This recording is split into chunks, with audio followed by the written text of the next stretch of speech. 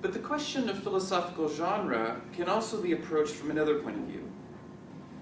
For in his short essay, is his short essay not, if you'll forgive me, a kind of a less philosophical Deleuze? The postscript reveals a slightly more casual thinker. It reveals a man more willing to comment about the current state of the world and its daily goings-on. Here is a thinker who is willing to make hard and fast historical periodizations. And certainly there is the most dramatic example of the influence of Foucault. Indeed, the postscript presents the kind of thinking more often seen in the writings of sociologists, of political economists, or even certain kinds of historians. Modes of writing, none of which, I think you'll admit, are classic Deleuze. So we might say that he is expanding his normal repertoire to include a very clear argument about historical periodization. And again, the argument is no secret, and if you remember the piece, it's, I think, put quite clearly. At some point during the middle to late 20th century, the disciplinary societies, which were characterized by principles of confinement and bureaucratic hierarchy, gave way to control societies characterized by what he called free-floating cybernetic organization. Okay, so make no mistake, the gambit in the postscript is larger than what might be evident at first glance. In order to accept the concept of the control society, one must come to terms with a whole host of related concepts, I think whether we want to or not. Related concepts that, while of course not synonymous with control society, are nevertheless similar enough to demonstrate the success of the periodization of the contemporary as such. So what do I mean? I want to say that to accept the periodization of the control society, we must, at some level, accept Lyotard's postmodern, Hardinegri's empire, Castell's information age, Boltanski and Chiapello's new spirit of capitalism, and all the other related periodization concepts that try to understand that late 20th century moment.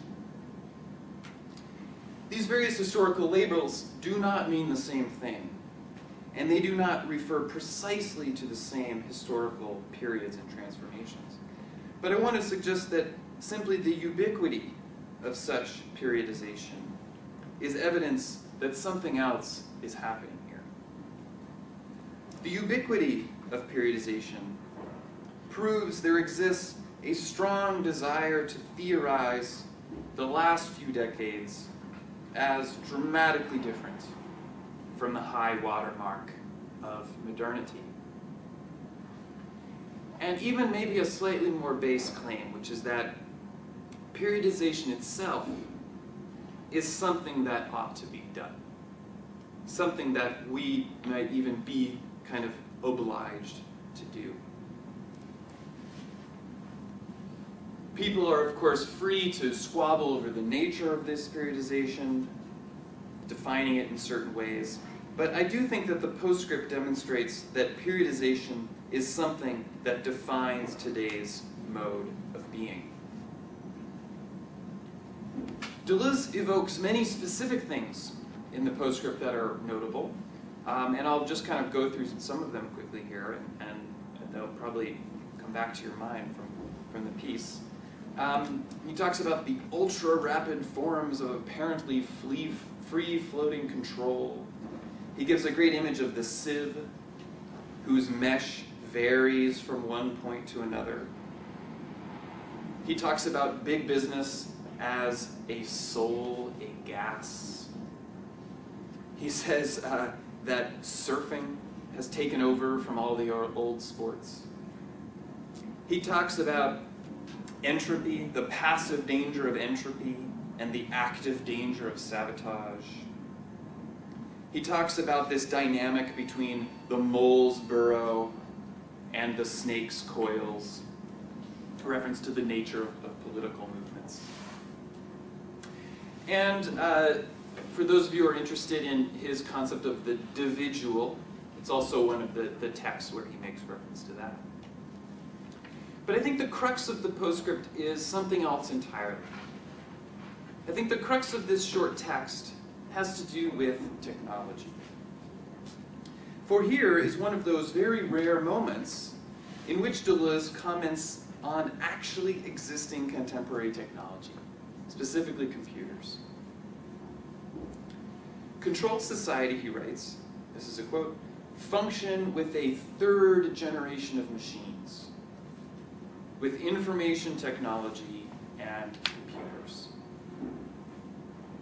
Now, of course, Deleuze does not delve too deeply into the specificities of computing, and we could maybe list other theorists who are doing this better. But in a way that perhaps nevertheless still trumps some of these other authors, Deleuze says a few brief words about an important pairing, which is the pairing of the analog and the digital. Not as broadly integrated into Deleuze's overall project as, say, the concept of the virtual. Nevertheless, the analog and the digital still figure importantly here. So let me cite the relevant sentences which Deleuze uses to launch section 2 of the essay, which is given the heading logic, which of course in French is logique, which is a cognate with the same French word that's used for software, logiciel. So this is a quote. The various placements or sites of confinement through which individuals pass are independent variables. We're supposed to start over each time at 0. And although all these sites have a common language, it's analogical. So this is the disciplinary mode, the confinement mode. By contrast, the different forms of control, on the other hand, are inseparable variations, forming a system of varying geometry whose language is digital, though not necessarily binary.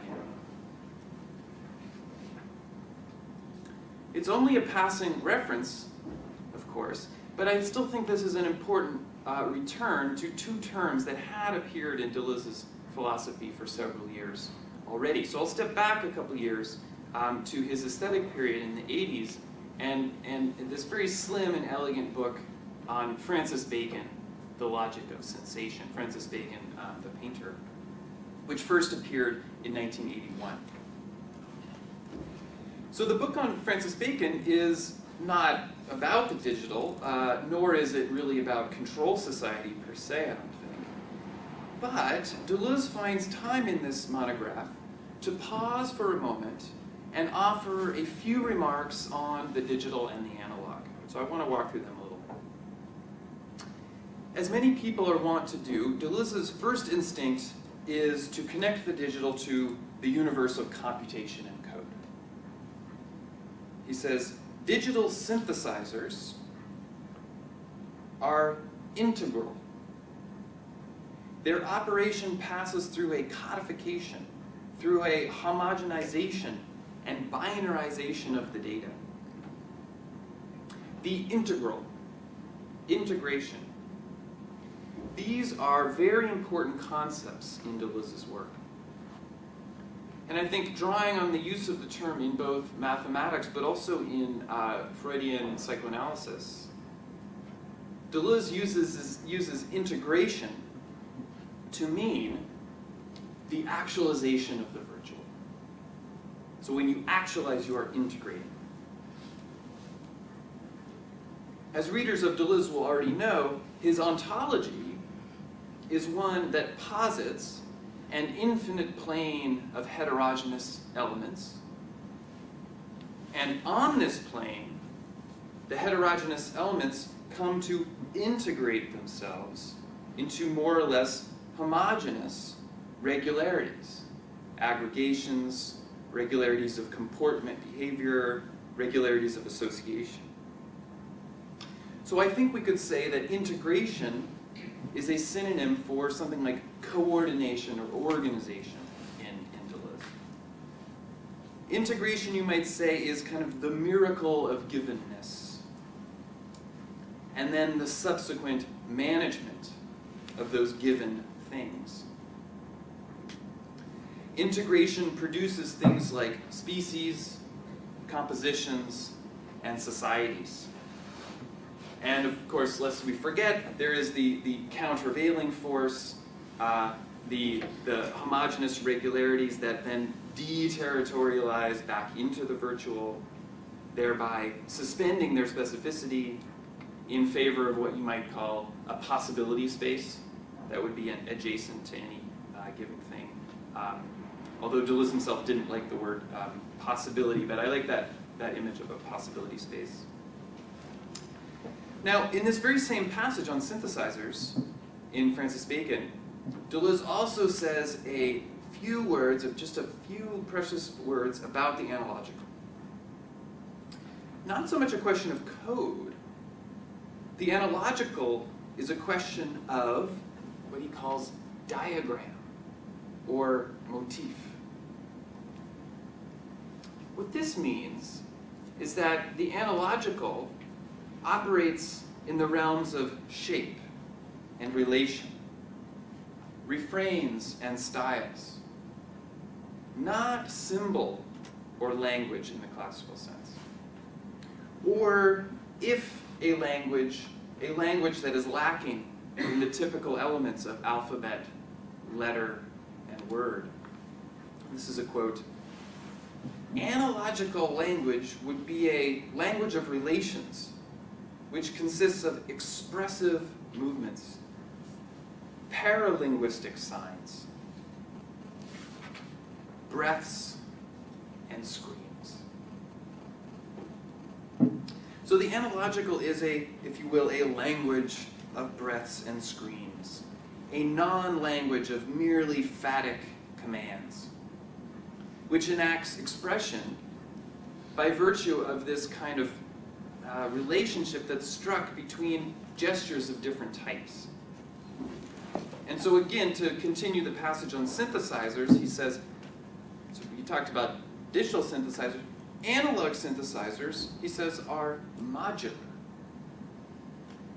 They establish an immediate connection between heterogeneous elements through this modularity principle.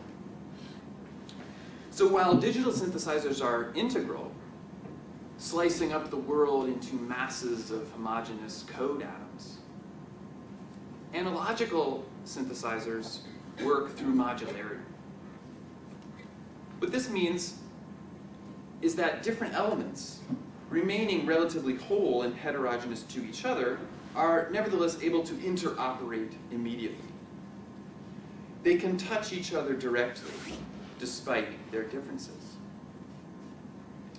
So whereas the digital requires and enlists a kind of underlying homogeneity, you might say the underlying homogeneity of zeros and ones in one particular version